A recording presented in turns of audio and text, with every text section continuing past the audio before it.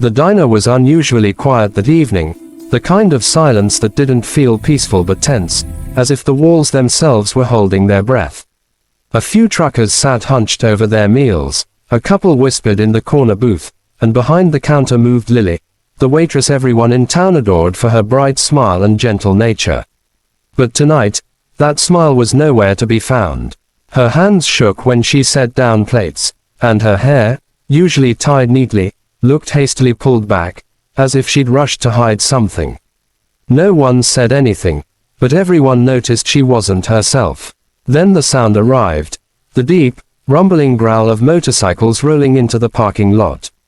Heads turned, forks froze mid-air, curtains trembled from the vibration. Everyone knew what it meant. The Iron Serpents, the most intimidating biker gang in 3 counties, had just pulled in. Their leader, Maddox, stepped inside first. Tall, broad, and covered in ink that told more stories than his mouth ever did, he carried an aura that made strangers instantly wary. But those who truly knew him understood there was more to him than leather and scars. Lily tried to smile as Cole approached the counter, but the tremble in her lips gave her away.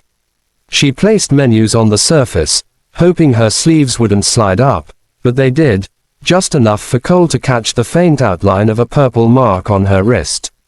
His eyes sharpened instantly, not in anger toward her, but in a cold, silent fury that she'd learned only a few men possessed, the kind that didn't explode, but calculated. "You okay, darlin'?" he asked, voice low, almost gentle. Yes, of course," she replied quickly, too quickly, pulling her sleeve down. "Just tired." Cole didn't respond. He simply watched her, really watched her. The way she winced when she reached for a coffee pot. The way she kept glancing at the door as if expecting someone to storm in. The way her eyes carried the hollow look of someone who had cried recently, and alone. When the rest of the bikers filled the diner, the room grew even quieter, but the gang behaved respectfully, as they always did when Lily served them. She'd once stayed past closing to help one of them find a lost wallet, and they never forgot kindness. Cole gave his usual order, but his gaze never left her arms.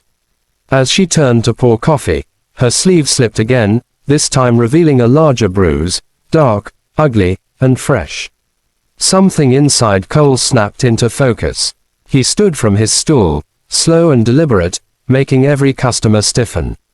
But instead of causing trouble, he stepped behind the counter, something he had never done before, and gently caught Lily's wrist before she could hide it again. She froze. "Who did this to you?" he asked, not loud, not threatening, but with a promise in his voice that made the entire diner hold its breath.